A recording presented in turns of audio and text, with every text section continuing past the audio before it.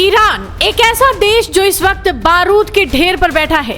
28 फरवरी को एक हवाई हमले ने पूरे मध्य पूर्व की किस्मत बदल दी। आयतुल्लाह अली खामनेई की मौत हो गई और कमान आई उनके बेटे मुज्तबा खामनेई के हाथों में। लेकिन दुनिया पूछ रही है, कहाँ है मुज्तबा? इन्हीं सब सवालों के बीच अब एक बड़ी खबर आ रही है जिसने पूरी दुनिया में हड़कंप मचा दिया है। क्या ईरान का नया सुप्रीम लीडर कोमा में है? क्या जंग की आग में उन्होंने अपना एक पैर गंवा दिया है? या फिर तेहरान के एक अस्पताल के बंद कमरों में मौत और जिंदगी की सबसे बड़ी जंग लड़ी जा रही है? आज बात होगी उस रहस्य की जिसने व्हाइट हाउस से लेकर इजराइल तक खलबली मचा दी है। दरअसल ब्रिटिश अखबार द सन के दावों ने सनसनी फैला दी है। रिपोर्ट कहती है कि 56 साल के मुज्तबा खामेनेई तेहरान के सीना यूनिवर्सिटी अस्पताल के आईसीयू में जिंदगी की आखिरी सांसें गिन रहे हैं। अस्पताल का एक पूरा हिस्सा सील है, परिंदा भी पर नहीं मार सकता। दावा तो यहाँ तक है कि 28 फरवरी के उसी हमले में जिसमें उनके पिता मारे गए, मुज्तबा बुरी तरह घायल हुए थे।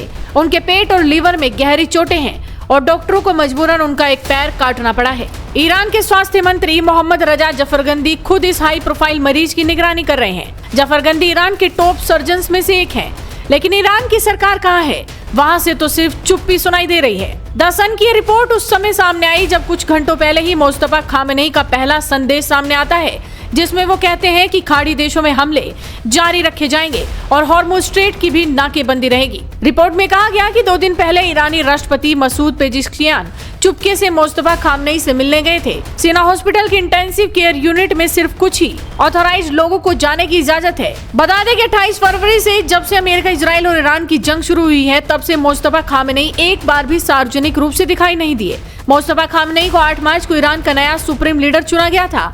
खामेनेई की मौत के लगभग एक हफ्ते बाद उसी दिन ईरानी मीडिया ने खबरें दी थी कि मुज्तबा खामेनेई देश को संबोधित करेंगे, लेकिन ऐसा नहीं हुआ।